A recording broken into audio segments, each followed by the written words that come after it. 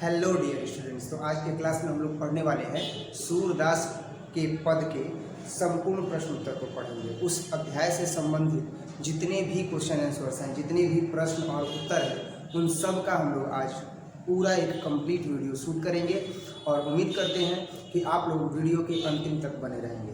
आज के क्लास में हम लोग, जैसा कि आप देख रहे हैं कि सूरदास के पद, सूरदास जी के द्वारा जो लिखा गया है पद, उसका अध्ययन करेंगे। सबसे पहले साइंस जंक्शन यूट्यूब चैनल के माध्यम से आप ये वीडियो देख रहे हैं और ये जो साइंस जंक्शन यूट्यूब चैनल है, ये साइंस जंक्शन यूट्यूब चैनल माँ सरस्वती कोचिंग सेंटर के माध्यम से चलाया जा रहा है। और ये संस्थान आप देख सकते हैं कि बक्सर जिला में है, बिहार के बक्सर जिला में चौसा प्रखंड में और फरीदपुर गोला पर। तो जो भी अगर विद्यार्थी ऑफलाइन क्लास करना चाहते होंगे, वो ऑफलाइन क्लास करने के लिए हमारे दिए गए इस संपर्क नंबर पर 7667067371 पर कांटेक्ट करके और बक्सर जिला के चौसा प्रखंड के फरीदपुर गोला स्थान पर आकर के और वो ऑफलाइन क्लासेज कर सकते हैं। ठीक है बच्चों, तो अब हम लोग अध्याय स्टार्ट करेंगे और आज के अध्याय में हम लोग सूरदास के पद के, जो सूरदास जी के द्वारा लिखा गया है, इन सभी प्रश्न उत्तर का जो है वो हम लोग एक कंप्लीट अध्ययन करेंगे और उम्मीद करते हैं कि आप लोग वीडियो के अंत तक बने रहिएगा। लेकिन सबसे पहले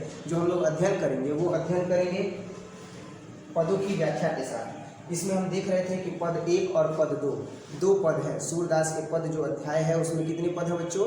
तो उसमें 2 पद हैं, जिसमें से सबसे पहला जो पद है उस पद का हम लोग व्याख्या पढ़ेंगे। कई बार हम देखते क्या है कि जो परीक्षा होता है बिहार बोर्ड के द्वारा, उसमें जो है वो 2 पद दे दिए जाते हैं या 1 पद दे दिया जाता है, बीच में डॉटेड लाइन्स होती हैं और उसके बाद अंतिम पद दे दिया जाता है। इस तरीके से प्रश्न पूछा जाता है। या कई बार ऐसा देखा गया है कि 2 पद दे दिया गया और इसके बाद उसकी व्याख्या करने के लिए आ जाता है।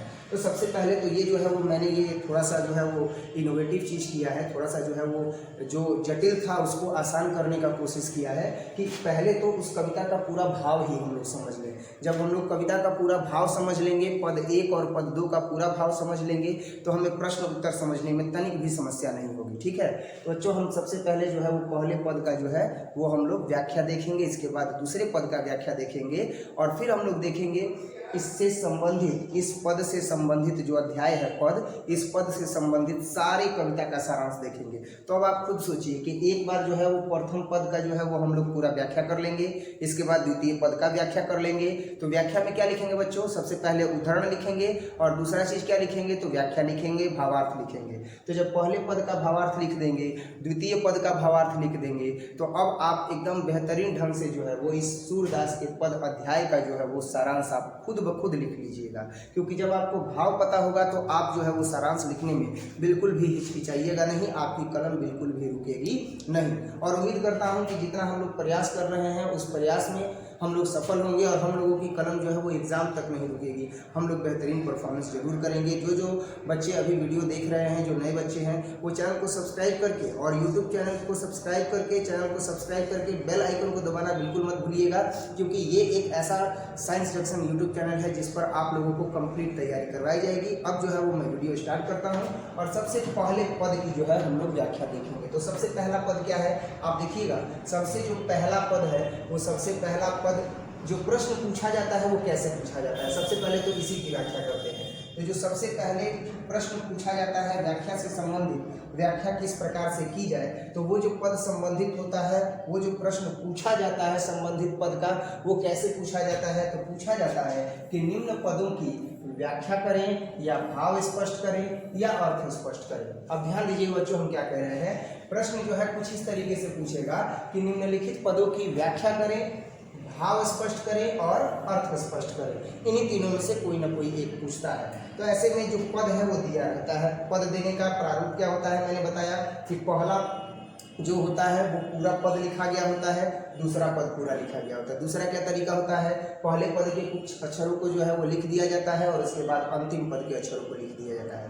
ठीक है बच्चों, अब हमने क्या किया है कि वो पूरे प्रथम पद को ही लिख करके और इसका पूरा भावार्थ किया है। ठीक है, उदाहरण भी आप देखिएगा तो आपको जो है वो एकदम सही उदाहरण पता चलेगा कि ये जो पद है वो कहाँ से लिया गया है। ठीक है बच्चों, तो अब हम स्टार्ट करते हैं। तो सबसे पहले अब हम लोग जो है इस पद को पढ़ेंगे। पद को पढ़ने के लिए मैंने बताया था आप लोगों को कि इस पद को गा करके पढ़ा जाता है और सूरदास जी के पद को गा करके पढ़ना ही जो है वो सम्मान देना होता है। तो देखेंगे क्या है, जागिए ब्रजराज कुंवर जागिए, ब्रजराज कुंवर कमल कुसुम फूले जागिए, ब्रजराज कुंवर कुमुद वृंद संकुचित भय, कुमुद वृंद संकुचित भय भृंगलता झूले। पुस्तक में ये दिया हुआ है फूले, जबकि पद अगर आप देखिएगा तो इसमें है झूले। तो क्या है कि कुमुद वृंद संकुचित भय, कुमुद वृंद संकुचित भय भृंगलता झूले जागिए, ब्रजराज कुंवर जागिए, ब्रजराज कुंवर कमल कुसुम फूले जागिए, ब्रजराज कुंवर तम चूर खगरोर सुनहु, तम चूर खगरोर सुनहु बोलत बनराई, तम चूर खगरोर सुनहु, तम चूर खगरोर सुनहु बोलत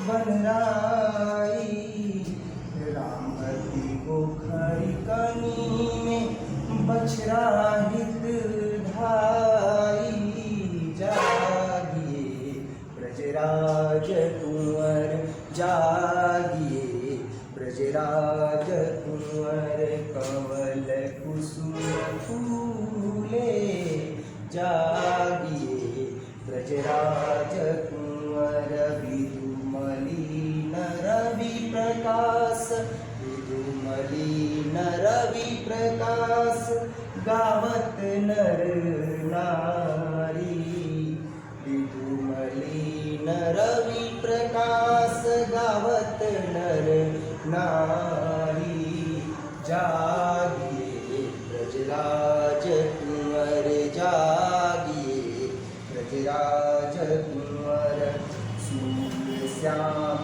प्रात उठो, सूर्य श्याम प्रात उठो अंबुज कर धारी जागिए, ब्रजराज कुंवर जागिए, ब्रजराज कुंवर कमल कुसुम फूले जागिए, ब्रजराज कुंवर। अगर बच्चों आप इस तरीके से गा करके और इस पद को पढ़िएगा तो ये पद पक्का है कि ये गीत और संगीत की तरह जो है आपको याद हो जाएगा। तो जब कभी भी अगर ऐसा पद आएगा और व्याख्या करने के लिए अगर कहा जाए तो ऐसी स्थिति में जब हम व्याख्या करेंगे बच्चों, तो एक चीज़ आप ध्यान दीजिएगा कि व्याख्या करने के दौरान हम जो है सबसे पहले उद्धरण लिखेंगे। क्या लिखेंगे बच्चों? सबसे पहले जो है वो हम लोग उद्धरण लिखेंगे। उद्धरण होता क्या है, मैंने बताया भी था कि उद्धरण जो होता है वो एक ऐसी प्रक्रिया होती है लिखने की किसी भी पद के बारे में, जिसमें हम लोग उसके संकलित अवस्था को बताते हैं कि वो किस पुस्तक से, किस खंड से, किस अध्याय से लिया गया है और उस अध्याय के लेखक या कवि कौन है। ठीक है बच्चों, तो आज की क्लास में जैसे अभी हमने ये पद पढ़ा तो अब हम इसका उदाहरण सबसे पहले देखेंगे कि आखिर ये इतना सुंदर और इतना गायन शैली में लिखा जाने वाला ये जो पद है, गाया जाने वाला ये जो पद है, वो किस प्रकार से जो है वो यहाँ पर लिखा गया है, कहाँ से लेकर के ये प्रश्न बनाया गया है। तो अब हम लोग देखेंगे कि यह जो प्रस्तुत पद है वो प्रस्तुत पद हमारी पाठ्य पुस्तक, हिंदी की पाठ्य पुस्तक जो है वह दिंगत भाग 2 से ली गई है। कहाँ से ली गई बच्चों? कि ये जो प्रस्तुत पद है हमारी पाठ्य पुस्तक दिंगत भाग 2 के काव्य खंड से ली गई है और यह काव्य खंड के दूसरे अध्याय पद से ली गई है। और ये जो पद है वह सूरदास जी द्वारा रचित है। किसके द्वारा रचित है? सूरदास जी द्वारा रचित है। अब देखिए एकदम जो है वो हम लोग कहाँ से पद लिया गया है इसके बारे में बता दिए कि दिंगत भाग 2 हमारी हिंदी की पाठ्य पुस्तक 12th क्लास के विद्यार्थियों के लिए हमारी हिंदी की पाठ्य पुस्तक दिंगत भाग 2 के काव्य खंड से द्वितीय अध्याय जो है काव्य खंड का, उससे पद से ली गई है और जिसके रचयिता जो है वो कौन है? सूरदास जी है। वास्तव में जो सूरदास जी थे वो सूरदास जी काव्य के 3 प्रधान विषय जो है वो लिखते हैं। सूरदास जी के काव्य के 3 प्रधान विषय हैं। पहला है विनय भक्ति, दूसरा है वात्सल्य और तीसरा है प्रेम श्रृंगार। बच्चों ध्यान देना, ये जो पद है प्रथम पद और द्वितीय पद, ये प्रथम पद और द्वितीय पद वात्सल्य रस को प्रदर्शित करता है। किसको प्रदर्शित करता है? वात्सल्य रस को प्रदर्शित करता है। बच्चों सूरदास जी मध्यकालीन कवि थे। प्रश्न पूछता है कि सूरदास जी किस काल के कवि थे, तो सूरदास जी मध्यकालीन कवि थे। फिर प्रश्न पूछता है कि सूरदास जी किस रस के कवि थे। 3-4 ऑप्शन दिया रहेगा, तो 3-4 जब ऑप्शन दिया रहेगा और उसमें आएगा वात्सल्य रस तो हम टिक मारेंगे वात्सल्य रस। जब कभी भी अगर ऑप्शन आएगा विनय भक्ति रस तो हम टिक मारेंगे विनय भक्ति रस पर। जब कभी भी अगर ऑप्शन आ जाएगा प्रेम श्रृंगार रस तो हम इस पर टिक मारेंगे। केवल श्रृंगार रस आ जाएगा तो उस पर टिक नहीं मारेंगे बच्चों, किस पर मारेंगे? प्रेम श्रृंगार रस। जब 4 ऑप्शन दे देगा और उसमें प्रेम श्रृंगार रस रहेगा तो हम उसको जो है वो सही करेंगे। ठीक है, अब नेक्स्ट जो है वो ये पता चल गया कि ये मध्यकालीन कवि थे सूरदास जी, और प्रस्तुत पद में वात्सल्य भाव है जो मैं अभी बता रहा था आप लोगों को। इस पद के माध्यम से दुलार भरे कोमल मधुर स्वर में सोए हुए बालक कृष्ण को भोर होने की सूचना देते हुए जगाया जा रहा है, और इस पद के माध्यम से सूरदास जी ने प्रेम और भक्ति की मर्म स्पर्शी अंतरधारा प्रवाहित की है, जिसे सुन करके पाठक जो है वो मंत्र मुग्ध हो जाते हैं। अभी जो मैं गा रहा था और आप सुन रहे होंगे तो बड़ा अच्छा लग रहा होगा। अब मुझसे भी अगर कोई बेहतर गाने वाला होगा और उसे गाएगा तो आप एकदम मंत्र मुग्ध हो जाइएगा। आप भले वीडियो स्किप कीजिए, लेकिन वो गायन वाला जो अध्याय है, जो गायन वाला ये भाग है, अध्याय का मतलब भाग, वीडियो का वो भाग, वो आप जरूर देखिएगा। तो ये जो पाठक है वो सुनते हैं तो मंत्र मुग्ध हो जाते हैं। इतना सारा चीज कवि के बारे में लिखने के बाद, सूरदास जी के बारे में लिखने के बाद, अब जो है वो हम लोग इस पद का क्या करेंगे? व्याख्या करेंगे। तो इस पद का व्याख्या क्या होगा कि प्रस्तुत पद के माध्यम से कवि सूरदास जी मातृस्नेह का भाव प्रदर्शित करते हैं और यह स्पष्ट करते हैं कि माता यशोदा अपने पुत्र कृष्ण को सुबह होने पर जगा रही है, और कहती हैं कि जैसे माँ जो है वो किसी भी बच्चे को, जब बच्चा सोया रहता है तो जगाने के लिए जो है वो गीत गाती हैं। जैसे हमारी जो माँ है, जब हम छोटे थे तो गाया करती थी कि उठो श्याम भोर भय बोले लागी कागा, मोहनी सूरतिया पर मन मुरा लागा। अब देखो इसमें माँ का जो है वो प्रेम छुपा हुआ है, और माँ जो है वो झाड़ू बहारा करती थी और इसी प्रकार से जो है वह गाया करती थी। मतलब इतना मधुर स्वर में गाती थी कि सुनने के बाद जो है वो मन एकदम आनंदित हो जाता था। उठ करके बैठ जाते थे और आंखें मलते हुए जो है वो बैठते थे और मुस्कुराते रहते थे, है ना। थोड़ा थोड़ा याद जो है वो आ रहा है,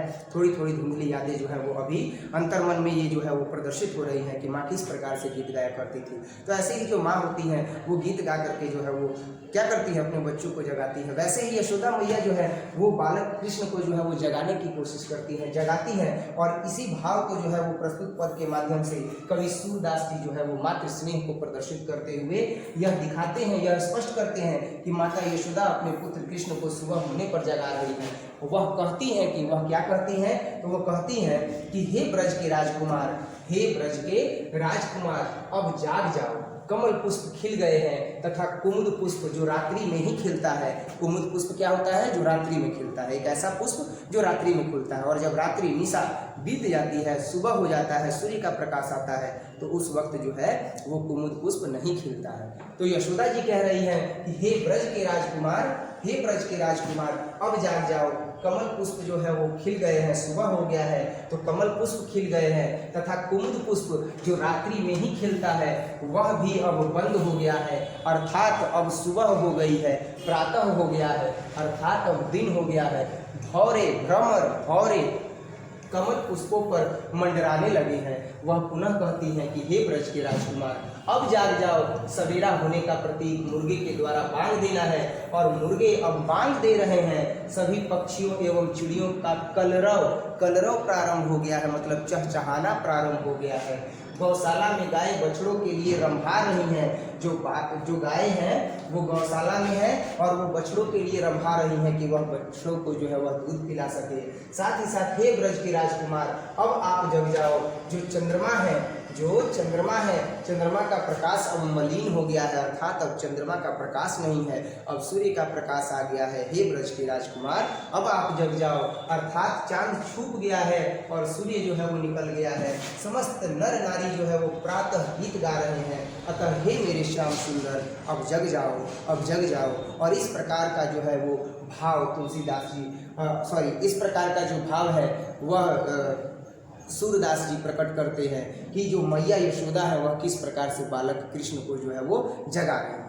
ठीक है। और सूरदास जी अपने पदों के माध्यम से कहते हैं कि यशोदा जी बड़ी मनुहार मतलब मान मनोवल करती हैं, मनुहार करके और श्री कृष्ण जी को जगा रही हैं। वे कहती हैं कि हाथों में कमल धारण करने वाले हे श्री कृष्ण उठो और देखो सुबह हो गई है, सुबह हो गई है, हे ब्रज के राजकुमार जगो और देखो सुबह हो गई है। इस प्रकार से जो है वो हम लोगों ने पहला जो पद था उसका पूरा भावार्थ देख लिया बच्चों। उम्मीद करते हैं कि आपको ये खूब बेहतरीन ढंग से समझ में आया होगा, और समझ में आया होगा तो वीडियो को लाइक जरूर कीजिएगा और कमेंट जरूर कीजिएगा कि हाँ हमें समझ में आया है, क्योंकि आपका ये कमेंट ही होता है जो हमें उत्प्रेरित करता है, जो हमें ऊर्जा से एकदम भर देता है अगले वीडियो को बनाने के लिए। तो आप लोग जो वीडियो देख रहे हैं, जो भी विद्यार्थी हैं, नए विद्यार्थी हैं वो भी, और जो ऑफलाइन क्लासेस में पढ़ते हैं वो भी विद्यार्थी, अगर आपको ये पहला पद समझ में आ गया होगा तो जरूर आप इस वीडियो को लाइक कीजिएगा और हो सके तो इसे अपने दोस्तों के साथ शेयर कीजिएगा ताकि वो लोग भी देख करके और तैयारी कर सकें, क्योंकि ज़्यादा से ज़्यादा जो ऐसे विद्यार्थी होते हैं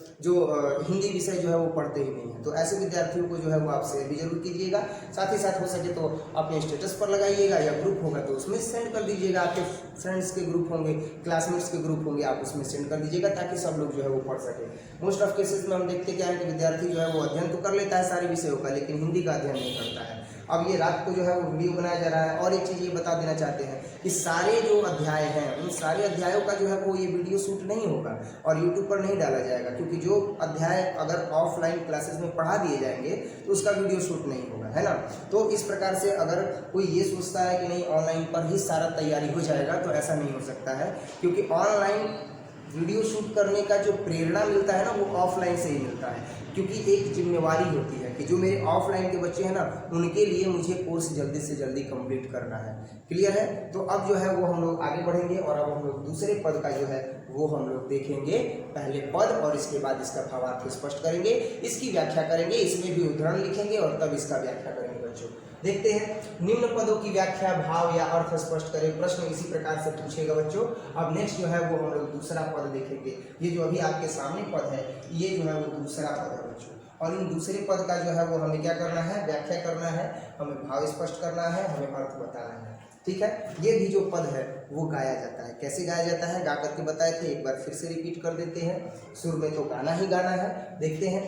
जेवत श्याम नंद की कन्या, जेवत श्याम नंद की कन्या, कछुक खात कछु धरनी गिरावत, कछुक खात कछु धरनी गिरावत, छवि निरखत नंद रनिया, छवि निरखत नंद रनिया, जेवत श्याम नंद की कन्या, जेवत श्याम नंद की कन्या, बड़ी बड़ा बेसन बहु भाती, बड़ी बड़ा बेसन बहु भाती, व्यंजन विविध अग्नैया, व्यंजन विविध अग्नैया, जेवत श्याम नंद की कन्या, जेवत श्याम नंद की कन्या, डारत खात लेत अपने कर, डारत खात लेत अपने कर, रुचि मानत दधि दोनिया,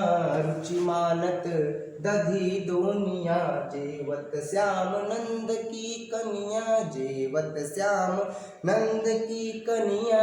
नंद बाबा की गोद में बैठ करके और श्याम जो है श्री कृष्ण जो है वो भोजन कर रहे हैं, और इन सारे पदों के माध्यम से उस दृश्य का वर्णन जो है वो सूरदास जी ने किया है। क्या किया है कि डारत खात लेत अपने कर, डारत खात लेत अपने कर, रुचि मानत दधि दोनिया, रुचि मानत दधि दोनिया।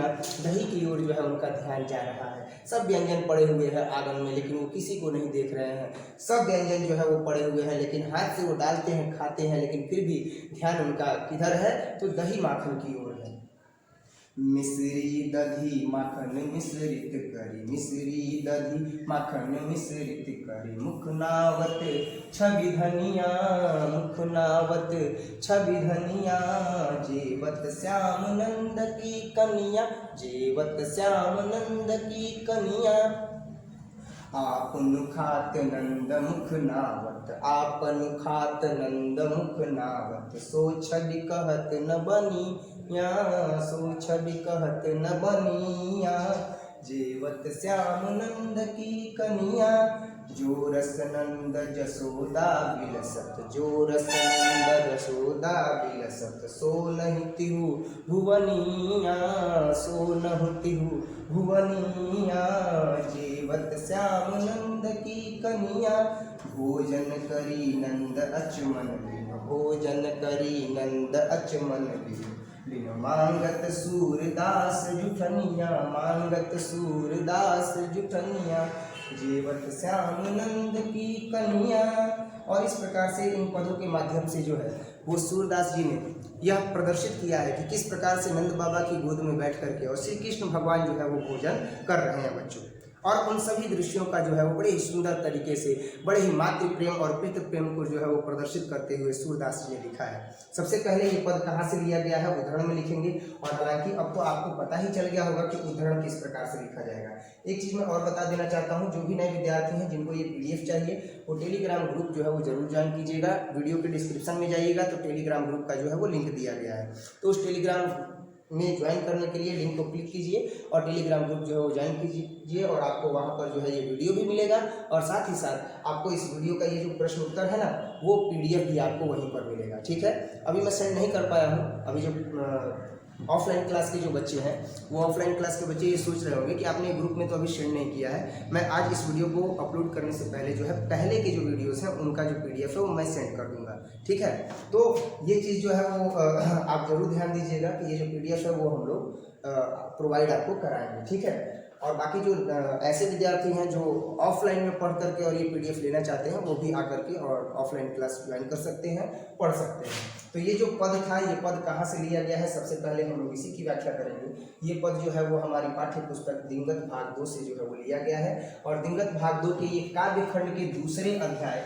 पद से लिया गया है, जो पद सूरदास जी के काव्य के सूरदास जी द्वारा रचित है और सूरदास जी के काव्य के 3 प्रधान विषय है ना। वहाँ पर टाइपिंग मिस्टेक है बच्चों, उसको सुधारना है कि दिंगत भाग 2 के काव्य खंड के दूसरे अध्याय पद से लिया गया है, जिसके रचयिता कौन है, सूरदास जी है। और सूरदास जी के काव्य के 3 प्रधान विषय हैं, विनय भक्ति है, वात्सल्य है, प्रेम श्रृंगार है। सूरदास जी मध्यकालीन कवि थे। अब सारी चीजें वही लिखी जाएंगी जो प्रथम पद के लिए लिखी गई थी उद्धरण में। तो सूरदास जी जो थे वो मध्यकालीन कवि थे। सूरदास जी जो है वो इस पद में वात्सल्य भाव को प्रदर्शित करते हैं और इस पद के माध्यम से बालक कृष्ण को पिता नंद की गोद में बैठकर भोजन करते हुए दिखा रहे हैं या दिखाया जा रहा है। इस पद के माध्यम से सूरदास जी करते क्या है कि सूरदास जी प्रेम और भक्ति की मर्म स्पर्शी अंतर्धारा को प्रवाहित करते हैं, जिसे सुनकर के पाठक मंत्रमुग्ध हो जाते हैं। कितने सुंदर तरीके से गाए, आप जो सुन रहे होंगे उस समय बड़ा अच्छा लग रहा होगा। अब जो है वो हम लोग व्याख्या करेंगे और व्याख्या में हम लोग देख रहे हैं कि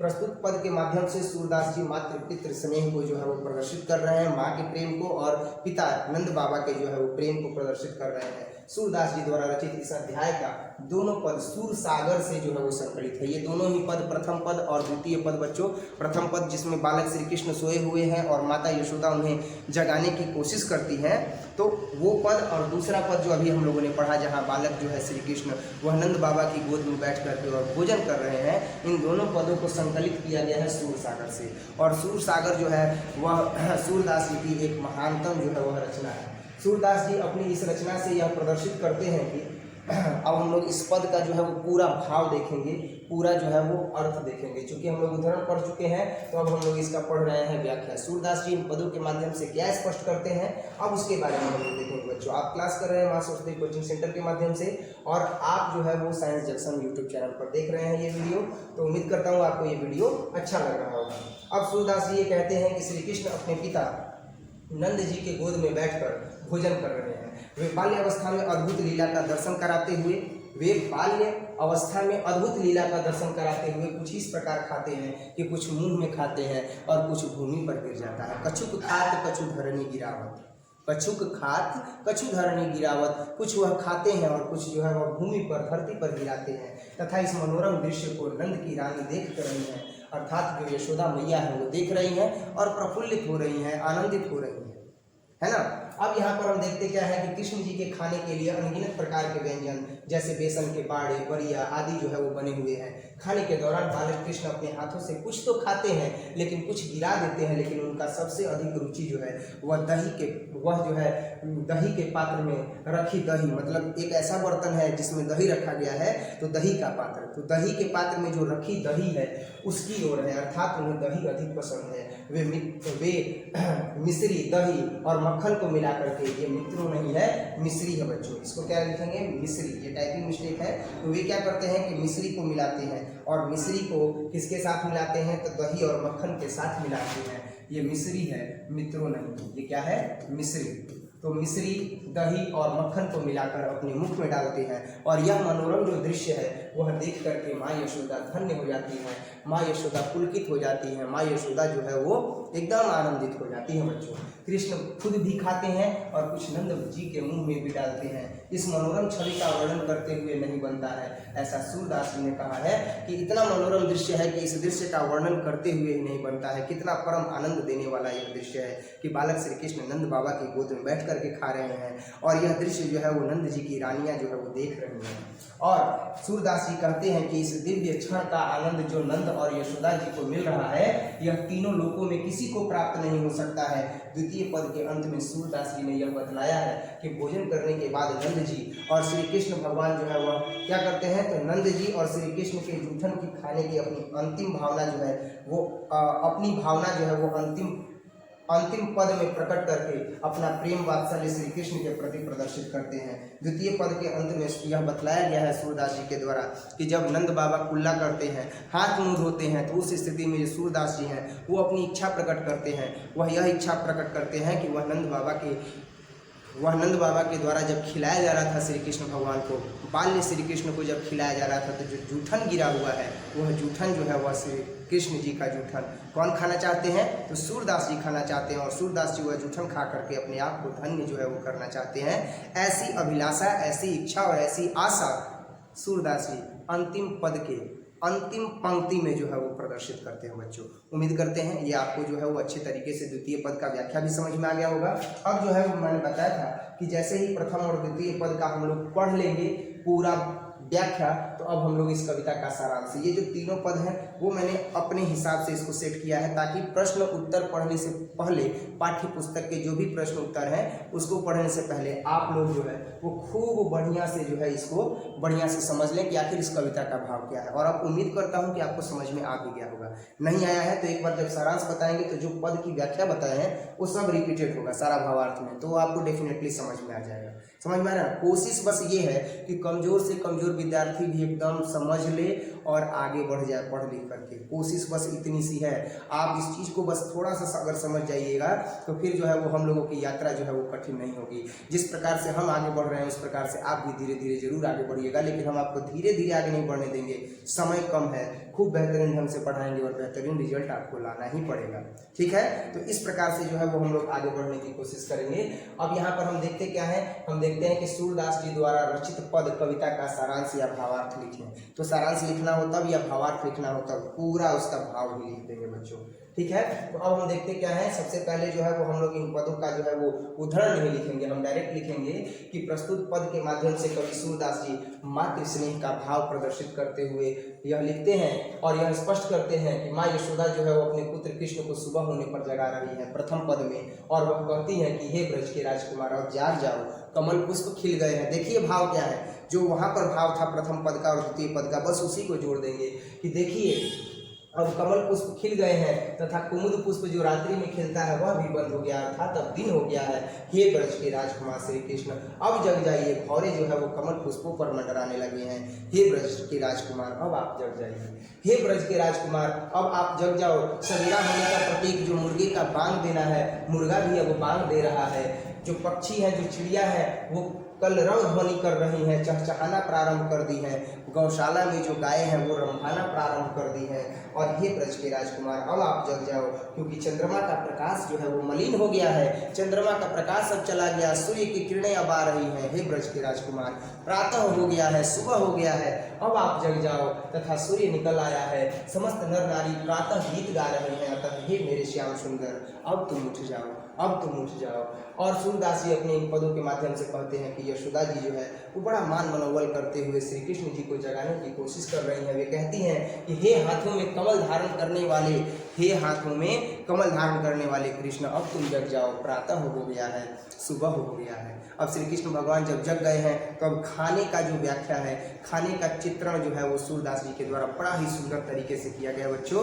और अब हम लोग द्वितीय पद की व्याख्या करेंगे। तो इस कविता के द्वितीय पद के माध्यम से, अब इस कविता का सारांश लिख रहे हैं तो बताएंगे ना कि वो तो प्रथम पद था, लेकिन इस कविता के द्वितीय पद के माध्यम से सूरदास जी जो है वो मातृ और पितृ प्रेम को जो है वो प्रदर्शित कर रहे हैं। सूरदास जी द्वारा रचित इस अध्याय का दोनों पद सूर सागर से संकलित है और सूरदास जी इस रचना से यह प्रदर्शित करते हैं कि श्री कृष्ण अपने पिता नंदी जी के गोद में बैठकर भोजन कर रहे हैं। वे बाल्य अवस्था में अद्भुत लीला का दर्शन कराते हुए कुछ इस प्रकार खाना खाते हैं कि वह कुछ मुंह में खाते हैं और कुछ धरा पर, कुछ भूमि पर, कुछ जमीन पर गिरा देते हैं तथा इस मनोरम दृश्य को नंद रानी देख करके पुलकित हो रही हैं, आनंदित हो रही हैं, आनंद को प्राप्त कर रही हैं। आप देख रहे होंगे कि ये जो दूसरा पद का व्याख्या है वो हमने पहले ही बताया था। इसी वजह से मैंने कुछ इस प्रकार से इसे समायोजित किया है प्रश्न उत्तर को, ताकि जो मूलतया पाठ्य पुस्तक के प्रश्न उत्तर है उतना प्रश्न उत्तर पढ़ने से पहले ही ये सारा अध्याय भी समझ में आ जाए। ठीक है बच्चों, तो इस प्रकार से इसको मैंने यहाँ पर सेट किया हुआ है ताकि ये पूरा अध्याय जो है वो आपको समझ में आ जाए और प्रश्न उत्तर तो फिर झटके में समझ लेंगे, एक झटके में समझ लेंगे। ठीक है, तो इस प्रकार से जो है वह कुछ मुंह में खाते हैं और कुछ धरती पर गिराते हैं तथा इस मनोरम दृश्य को नंद रानी देख करके पुलकित हो जाती हैं, आनंदित हो जाती हैं। कृष्ण जी के खाने के लिए अनगिनत प्रकार के व्यंजन जैसे बेसन के और खाने के दौरान जो बालक श्री कृष्ण है वो बालक श्री कृष्ण अपने हाथों से कुछ खाते हैं और कुछ गिरा देते हैं, लेकिन उनकी सबसे अधिक रुचि दही के पात्र में रखी दही की ओर है, यानी वो दही खाने के लिए ललायित होते हैं। और वे क्या करते हैं मित्रों ने, क्या है मिश्री, और वे मिश्री दही माखन को मिला करके अपने मुख में डालते हैं। और वे क्या करते हैं तो वे मिश्री दही माखन को मिला करके और अपने मुख में डालते हैं और खाते हैं। और यह मनोरम दृश्य देख करके माँ यशोदा जो है वो धन्य हो जाती है। बच्चों ये मित्रों नहीं है, ये क्या है मिश्री है, ये टाइपिंग मिस्टेक है, आप सुधार भी लीजिएगा जब आपको PDF मिलेगा। ठीक है, तो यह मनोरम दृश्य देख करके माँ यशोदा धन्य हो जाती है। कृष्ण जी खुद भी खाते हैं और नंद बाबा को भी खिलाते हैं और इस मनोरम छवि का वर्णन करते नहीं बनता है, ऐसा सूरदास जी ने कहा है। सूरदास जी कहते हैं कि इस दिव्य क्षण का आनंद जो नंद और यशोदा जी को मिल रहा है यह तीनों लोकों में किसी को भी प्राप्त नहीं हो सकता है। अंत में द्वितीय पद के अंत में सूरदास जी ने यह बतलाया है कि भोजन करने के बाद नंद जी और श्री कृष्ण भगवान का जो जूठन गिरा हुआ है वह जूठन खाने की अभिलाषा, इच्छा और आशा जो है वो सूरदास जी को है, ताकि श्री कृष्ण भगवान का जूठा खा करके वह अपने जीवन को धन्य कर लें। और ऐसी भावना वह जो है श्री कृष्ण जी के प्रति प्रदर्शित करते हैं। बच्चों इस प्रकार से इस कविता का पूरा भाव जो है वो हम लोगों ने पढ़ लिया। अब हम लोग देखेंगे पाठ्य पुस्तक के प्रश्न उत्तर। लेकिन पाठ्य पुस्तक के प्रश्न उत्तर में सबसे जो पहला आता है वो आता है रिक्त स्थानों की पूर्ति। तो रिक्त स्थानों की पूर्ति में देखिएगा क्या है, तो रिक्त स्थानों की पूर्ति में यहाँ पर क्या है, जागिए ब्रजराज। अब यहाँ क्या भरा जाएगा, तो आपने जिस तरीके से ये पूरा वीडियो शुरू से देखा है तो आपको समझ में आ गया होगा कि यहाँ होगा जागिए ब्रजराज कुंवर कमल कुसुम फूले। तो यहाँ क्या भरा जाएगा, यहाँ भरा जाएगा कुंवर। देखिए यहाँ आंसर क्या है, यहाँ आंसर है कुंवर। ठीक है, तो वहाँ भरा जाएगा कुंवर। जागिए ब्रजराज कुंवर कमल कुसुम फूले, कुमुद वृंद संकुचित भय भृंग लता झूले। ये क्या है, ये है भृंग लता झूले। जागिए ब्रजराज कुंवर, जागिए ब्रजराज कुंवर कमल कुसुम फूले, कुमुद वृंद संकुचित भय भृंग लता झूले। फूले नहीं, भूले नहीं है, क्योंकि ये पुस्तक में तो भूले ही दिया है, लेकिन यहाँ पर होगा झूले। क्या होगा, झूले। ठीक है, तो यहाँ पर होगा कुंवर। विधुमलिन रवि प्रकाश गावत नर लाय। क्या होगा, रवि प्रकाश। ये पद आपको अच्छे तरीके से याद हो गया होगा। इसके बाद क्या है कि तमचुर खर रोर सुनह बोलत बनराई, संभति रामभति गो खरी कनी में बछड़ा हित धाई। यहाँ पर क्या होगा, बछड़ा। देखिए आंसर जो है वो क्या है, बछड़ा है, तो यहाँ हम लिख देंगे बच्चों बछड़ा, बछड़ा हित धाई। इसके बाद क्या है, इसके बाद है बड़ी बड़ा बेसन बहु भातिनी व्यंजन विविध बनाई, डारत खात लेत अपने कर रुचि मानत दधी दोहनिया। क्या होगा, दधी दोहनिया, दही की ओर जो है वो उनकी रुचि है। जेवत श्याम नंद की कन्या। क्या होगा, जेवत श्याम नंद की कन्या, कछुक खात कछु धरनी गिरावत। तो यहाँ होगा श्याम। सूरदास के जो पद हैं उस पर आधारित लघु उत्तरीय प्रश्नोत्तर के बारे में बच्चों अब हम अध्ययन करेंगे। तो लघु उत्तरीय प्रश्नोत्तर में सबसे पहला जो प्रश्न है वो दिया गया है। तो वो क्या दिया गया है, आप देखिए कि सूरदास हिंदी साहित्य के किस काल के कवि हैं? भक्ति काल के कवि हैं। सूरदास जी भक्ति काल के कवि हैं और ये श्री कृष्ण भक्ति में लीन रहते हैं, श्री कृष्ण जी की व्याख्या करते हैं। सूरदास का जन्म जो है वह रुमकता नहीं जी, रुमकता नहीं होगा, ये टाइपिंग मिस्टेक है। यहाँ पर जो होगा वो होगा सीली। वो क्या होगा? सीली नहीं, सीही नामक गांव में। सूरदास का जन्म जो है वह सीही नामक गांव में किस सन में हुआ था? यहाँ पर क्या होगा बच्चों? यहाँ पर होगा सीही। ठीक है, ये टाइपिंग जो है वो मिस्टेक है। एक जो है वो गलत हम एक जो है वो पिछले साल वाला जो मतलब पिछले साल वाला जो लिखे थे उसमें वो मात्रा में गड़बड़ी है। लिखा गया था क्या? लिखा गया था रुमकता ऊपर वाले लाइन में और नीचे था सीही, और उसको हम एरो करके ऐसे बताए थे कि यहाँ पर जो है वो क्या लिखना है, तो सीही लिखना है, बस रुमकता जो है वो लिख दिया है। तो ये रुमकता नहीं है, क्या है? ये है सीही। ठीक है, दिल्ली के निकट सीही नामक ग्राम में जो है वो सूरदास जी का जन्म कब हुआ था, किस सन में हुआ था? 1478 ईस्वी में इनका जन्म हुआ था। सूरदास जी का जन्म जो है वो 1478 ईस्वी में हुआ था, अनुमानित है। सूरदास जी के काव्य की भाषा कौन सी है? ब्रज भाषा है। सूरदास जी के काव्य की भाषा कौन सी है बच्चों? ब्रज भाषा है। तो ब्रज भाषा जो है वो इनके काव्य की भाषा है। आप जो है वो ये वीडियो देख रहे हो माँ सरस्वती कोचिंग सेंटर के माध्यम से, साइंस जंक्शन यूट्यूब चैनल पर आप देख रहे हो। ठीक है, अगर आपको ये वीडियो अच्छा लगे तो वीडियो को लाइक जरूर कीजिएगा, शेयर जरूर कीजिएगा और चैनल को सब्सक्राइब करके बेल आइकन जरूर दबाइएगा। नेक्स्ट हम देखेंगे, इतना तो बोल ही सकते हैं ना, इतना मेहनत कर रहे हैं, पढ़ा रहे हैं, तो इतना तो हक बनता है कि आपसे ये कहें कि आप चैनल को सब्सक्राइब करें। ठीक है, तो अगला जो प्रश्न है वो है कि सूरदास के काव्य में किस रस का प्रयोग हुआ है? वात्सल्य रस का प्रयोग हुआ है बच्चों। ये मैंने बताया था कि सूरदास जी के काव्य में किस रस का प्रयोग किया गया है? वात्सल्य रस का। वात्सल्य रस क्या होता है? मातृ और पितृ प्रेम को, यानी माता पिता के प्रेम को कविता के जिन पदों में स्पष्ट करके प्रदर्शित किया जाता है उसे वात्सल्य रस कहते हैं। और सूरदास के काव्य में किस रस का प्रयोग हुआ है? तो वात्सल्य रस का प्रयोग हुआ है। क्लियर है बच्चों? अब इसके बाद जो है वो पाठ्य पुस्तक के प्रश्न एवं उनके उत्तर देखेंगे। तो सबसे पहले जो है वो हम लोग देखेंगे कि प्रथम पद में किस रस की व्यंजना हुई है। प्रथम पद में किस रस की व्यंजना हुई है, मतलब प्रथम पद में किस रस को दिखाया गया है। तो प्रथम पद के माध्यम से जो है अगर हम देखें तो यह सबसे पहला चीज कि प्रथम पद जो है वह सूरसागर से लिया गया है और इसकी रचना जो है वो सूरदास जी द्वारा की गई है। साथ ही साथ इस पद के माध्यम से वात्सल्य रस की व्यंजना को सूरदास जी ने प्रदर्शित किया है। और वात्सल्य रसों की यह विशेषता होती है कि इसे पढ़ने वाले पाठक और श्रवण करने वाले जो श्रोता होते हैं वो आनंद विभोर हो जाते हैं, वह पुलकित हो जाते हैं और आनंद से भर जाते हैं। ठीक है, और श्रोता अपने जीवन की नीरस और जटिल समस्याओं को भूल करके वात्सल्य रस में ही तन्मय एवं विभोर हो उठता है। अर्थात अपने जीवन में जितना भी नीरस भाग है उन सबको भूल जाता है, जितनी भी कठिनाई है सबको भूल जाता है और आनंद से भर जाता है जब कभी भी कोई भी श्रोता या पाठक इसको पढ़ते हैं और श्रोता जब इसको सुनते हैं।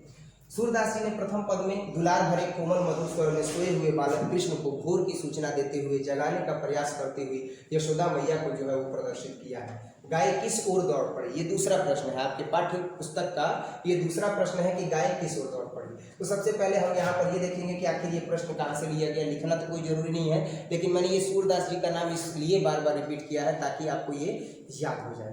ठीक है, तो सूरदास जी अपने पद के माध्यम से बालक कृष्ण को भोर होने की सूचना देते हुए यशोदा मैया द्वारा उन्हें जगाने के अथक प्रयास को दिखाते हैं। यह दिखाया गया है सूरदास जी के द्वारा। और जहाँ कोमल मधुर भाव में यह बताया गया है कि कमल के पुष्प खिल उठे हैं, पक्षीगण शोर मचा रहे हैं और गाय अपनी गौशालाओं से अपने अपने बछड़ों की ओर उन्हें दूध पिलाने के लिए दौड़ पड़ी है। प्रश्न भी तो यही था ना कि गाय किस ओर दौड़ पड़ी, तो गाय जो है वो बछड़ों की ओर उन्हें दूध पिलाने के लिए दौड़ पड़ी है बच्चों। नेक्स्ट है प्रथम पद का भावार्थ लिखे। तो प्रथम पद का जो भावार्थ है वो तो अभी हमने पढ़ा था ना ऊपर कि प्रथम पद का भावार्थ क्या है। तो हम प्रस्तुत पद हमारी पाठ्य पुस्तक दिंगत भाग 2 के काव्यखंड के दूसरे अध्याय पद से ली गई है, जिसके रचयिता जो है वो तुलसीदास जी है और जिसके रचयिता जो है दूसरे पद से ली गई है, जिसके रचयिता जो है वह सूरदास जी हैं। और सूरदास जी के काव्य के 3 प्रधान विषय हैं। सूरदास जी के काव्य के 3 प्रधान विषय हैं विनय, भक्ति, वात्सल्य और प्रेम श्रृंगार। सूरदास जी मध्यकालीन कवि थे और प्रस्तुत पद में वात्सल्य भाव को प्रदर्शित किया गया है। इस पद के माध्यम से दुलार भरे कोमल स्वर में यशोदा मैया जो है वो अपने बच्चे बालक श्री कृष्ण को जो है वो जगाने का प्रयास कर रही हैं, सूचना देते हुए कि भोर हो गया है, हे ब्रज के राजकुमार आप जग जाओ। इस पद के माध्यम से सूरदास जी ने प्रेम भक्ति की मर्म स्पर्शी काव्य धारा को जो है वह अंतर धारा के रूप में प्रवाहित किया है, जिसे सुन करके पाठक मंत्र मुग्ध हो जाते हैं। आप देख सकते हो वही प्रथम पद है, लेकिन ये प्रथम पद जो है वो आपके पाठ्य पुस्तक में प्रश्न के रूप में था, तो यहाँ पर इसको संकलित जो है वो कर दिया गया है। और यहाँ पर ये बताने की कोशिश की गई है प्रस्तुत पद के माध्यम से कवि सूरदास जी जो है वो मातृ स्नेह का भाव प्रदर्शित करते हैं और यह स्पष्ट करते हैं कि माता यशोदा अपने पुत्र कृष्ण को सुबह होने पर जगा रही हैं। वह क्या कहती हैं कि हे ब्रज के राजकुमार अब जग जाओ, देखो कमल पुष्प खिल गए हैं तथा कुमुद पुष्प जो रात्रि में खिलते हैं वह भी जो है वो बंद हो गया है, अर्थात अब दिन हो गया है और जो भौरे हैं वह पुष्प पर मंडरा रहे हैं, झूल रहे हैं, अतः हे ब्रज के राजकुमार आप जग जाओ। वे पुनः कहती हैं कि हे ब्रज के राजकुमार चंद्रमा का प्रकाश मलिन हो गया है, अर्थात चांद छुप गया है और सूर्य निकल आया है और प्रातः गीत जो है वो नर नारी गा रहे हैं, अब सुबह हो गया है, प्रातः हो गया है, हे ब्रज के राजकुमार श्री कृष्ण आप जग जाओ, हे ब्रज के राजकुमार अब तुम उठ जाओ। सूरदास जी अपने इस प्रथम पद के माध्यम से कहते हैं कि यशोदा जी बड़ी ही मनुहार करती हैं, मान मनोबल करती हैं और श्री कृष्ण भगवान को जगाने की कोशिश करती हैं या जगा रही हैं और वे कहती हैं कि हे हाथों में कमल धारण करने वाले श्री कृष्ण आप जग जाओ, देखो प्रातः हो गई है, सुबह हो गया है। इस प्रकार से प्रथम पद का फिर से एक बार जो है वो हम लोगों ने अध्ययन किया। पठित पदों के आधार पर सूर के वात्सल्य वर्णन की विशेषताएं लिखें, अर्थात सूरदास जी के वात्सल्य वर्णन की जो है वो विशेषताओं को लिखना है। अब हम यहाँ क्या देखते हैं कि सूरदास जी किस प्रकार से वात्सल्य वर्णन किए हैं इन पदों में। वात्सल्य वर्णन का मतलब, वात्सल्य रस का मतलब बच्चों कि मातृ और पितृ प्रेम इन दोनों को प्रदर्शित किस प्रकार से ये किए हैं इसके बारे में हम लोग चर्चा करेंगे। तो महाकवि सूरदास को बाल प्रकृति तथा बाल सुलभ अंतर्वृत्तियों की चित्रण की दृष्टि से विश्व साहित्य में बेजोड़ स्वीकार किया गया है, अर्थात इनके जितना जो है वो दमदार रचना कोई नहीं करता है, इनके जितना जो है वो उत्कृष्ट रचना कोई नहीं करता है। अगर बाल स्वरूप का वर्णन करना हो तो ये बाल स्वरूप का जो है वो वर्णन काफ़ी सुंदर ढंग से चित्रात्मक तरीके से करते हैं कि इनके पदों को पढ़ करके और उस पद का जो चित्रांकन है वो हमारे नेत्रों के सामने जो है वो होने लगता है। हम यह समझ पाते हैं कि बालक किस प्रकार से भोजन करते हैं और जूठन जो है वह गिरा हुआ है। साथ ही साथ इसी वजह से ये साहित्य में बेजोड़ स्वीकार किए गए हैं और उनके वात्सल्य का वर्णन जो है वह विद्वानों ने भूरी भूरी प्रशंसा करते हुए की है। लाल भगवान दीन लिखते हैं कि सूरदास जी ने बाल चरित्र का वर्णन जो किया है उसमें कमाल कर दिया है। यहाँ तक कि हिंदी के सर्वश्रेष्ठ कवि गोस्वामी तुलसीदास जी ने भी इस विषय में इनकी समता नहीं कर पाई है। साथ ही साथ हमें संदेह है कि बालकों की प्रकृति का जितना स्वाभाविक वर्णन सूरदास जी ने किया है उतना किसी अन्य भाषा के कवि ने नहीं किया है, उतना किसी अन्य भाषा के कवि नहीं किए हैं जितना कि सूरदास जी ने कहा है। इनके वात्सल्य रस के विषय में फिर से एक बात जो है वो अन्य लेखक है आचार्य रामचंद्र शुक्ल, कवि है आचार्य रामचंद्र शुक्ल, वो कहते हैं कि जितने विस्तृत और विशद रूप से सूरदास ने बाल लीला का वर्णन किया है या सूरदास जी बाल लीला का वर्णन करते हैं उतने विस्तृत रूप में और किसी कवि ने कभी भी जो है वो वर्णन नहीं किया है। कवि ने बालकों की अंतः प्रकृति में भी पूरा प्रवेश कर लिया है। नेत्र न रहते हुए भी सूरदास जी बालकों के स्वरूप को इतने अच्छे तरीके से प्रदर्शित करते हैं, लिखते हैं कि जो पाठक हैं वह जब सुनते हैं तो वह मंत्रमुग्ध हो जाते हैं और अनेक बाल भावों के सुंदर स्वाभाविक व्यंजना भी की है। डॉक्टर हजारी प्रसाद द्विवेदी ये भी जो है वो कवि है, वो भी क्या कहते हैं कि यशोदा के बहाने सूरदास ने मातृ हृदय का ऐसा स्वाभाविक और सरल और हृदयग्राही चित्र खींचा है कि आश्चर्य होता है। माता संसार को ऐसा पवित्र रहस्य है, यानी माता जो है वो संसार की ऐसी पवित्र रहस्य है जिसकी कवि ने अतिरिक्त और किसी को व्याख्या करने का अधिकार नहीं है। मतलब मातृ प्रेम का जो व्याख्या है वो केवल और केवल जो है वो माँ ही कर सकती है, लेकिन कवि ने जिस प्रकार से वर्णन किया है उस प्रकार का वर्णन अब किसी को भी हासिल नहीं है अधिकार में कि वह उस प्रकार का वर्णन कर सके जितना सुंदर जो है वो वर्णन किसने किया है, तो सूरदास जी ने किया है। यहाँ प्रस्तुत दोनों पद जो है वो वात्सल्य भाव से ओतप्रोत हैं और ये दोनों ही पद सूरदास जी के द्वारा रचित सूर सागर से लिए गए हैं या सूर सागर में ही जो है वो है।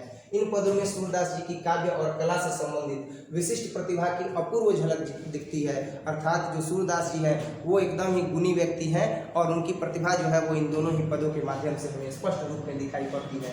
प्रथम पद में बालक कृष्ण को सुबह होने का संकेत देकर के जगाया जा रहा है और दूसरे पद में नंद द्वारा गोदी में बैठा करके भोजन कराने का वात्सल्य भाव जो है वो प्रकट होता है। बालक कृष्ण की क्रियाओं, सौंदर्य तथा शरारतों का मार्मिक चित्रण इन पदों में है, अतः दोनों पदों में जो है वो वात्सल्य रस की अभिव्यंजना है, वात्सल्य रस का जो है वो व्याख्या है।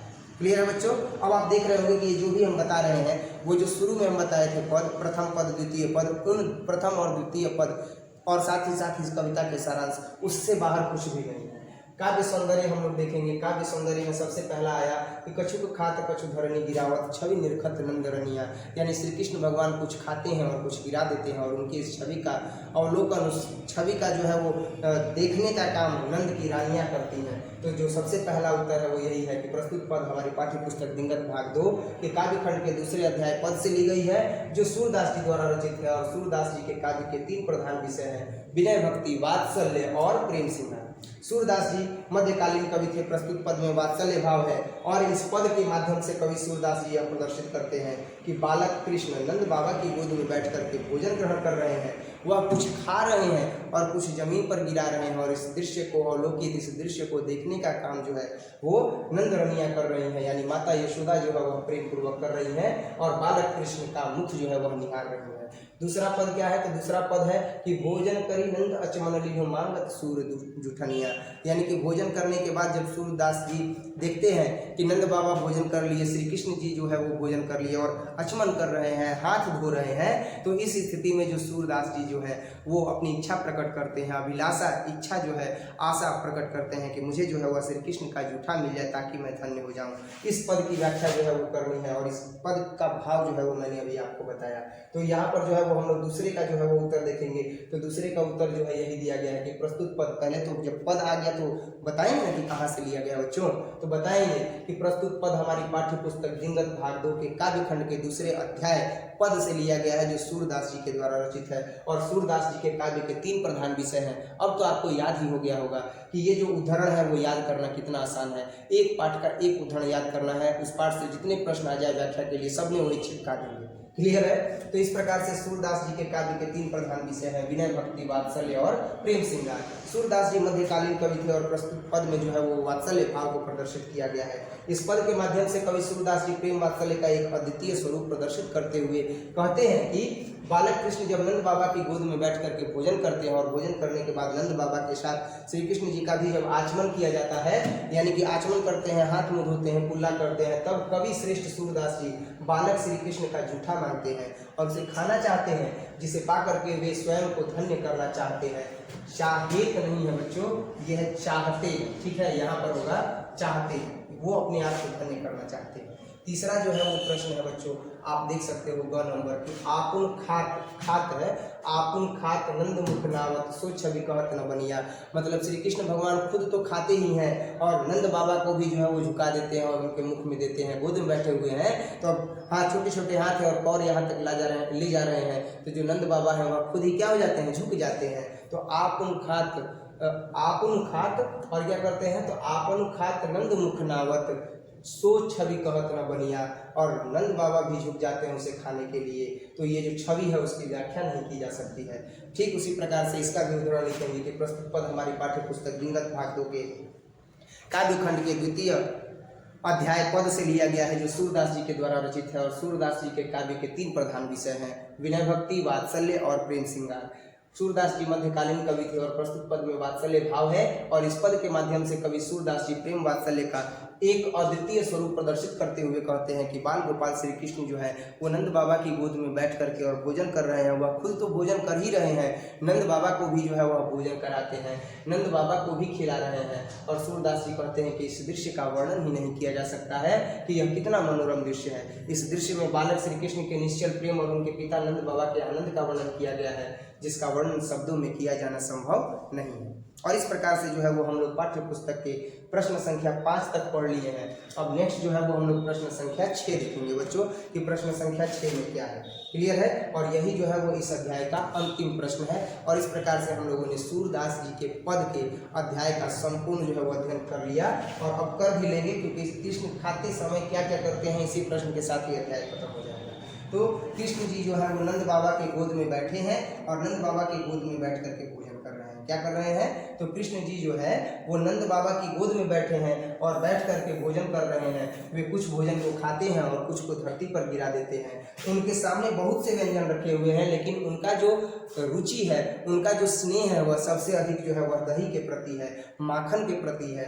और जब वह अपने हाथों से मिश्री दही और माखन को अपने मुंह में डालते हैं तो वह दृश्य बहुत सुंदर और अनोखा है। वे स्वयं भी खाते हैं और नंद बाबा को भी खिलाते हैं और अपने हाथों से खिलाते हैं। जो श्री कृष्ण जी है वह खाते समय इन सारी क्रियाकलापों को करते हैं बच्चों। तो उम्मीद करते हैं कि ये जो वीडियो है, जो हम लोगों ने कंप्लीट वीडियो शूट किया, आपको बेहतरीन ढंग से समझ में आ गया होगा। अगर आपको ये वीडियो समझ में आया हो, आपको एक एक टॉपिक समझ में आया हो, तो आप जो है वो इस यूट्यूब चैनल को जरूर सब्सक्राइब कीजिएगा और साथ ही साथ बेल आइकन को दबाना नहीं भूलिएगा, क्योंकि हर रोज आपको नए नए वीडियोस, साथ ही साथ एग्जाम से रिलेटेड टॉपिक, जो भी एग्जाम में आने वाले प्रश्न है वो, कुछ बोर्ड मॉडल जो प्रश्न है वो, ये सारी चीज़ें जो है वो आपको बताई जाएंगी और आपके सारे संदेह को दूर किया जाएगा।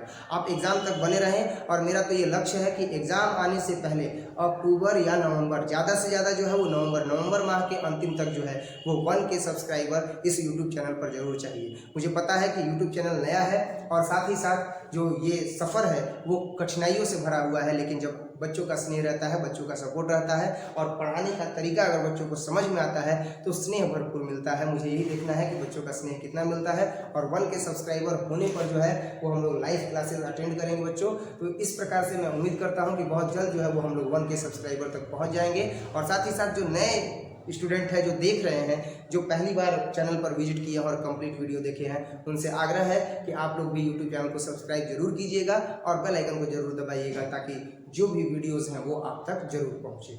जय हिंद।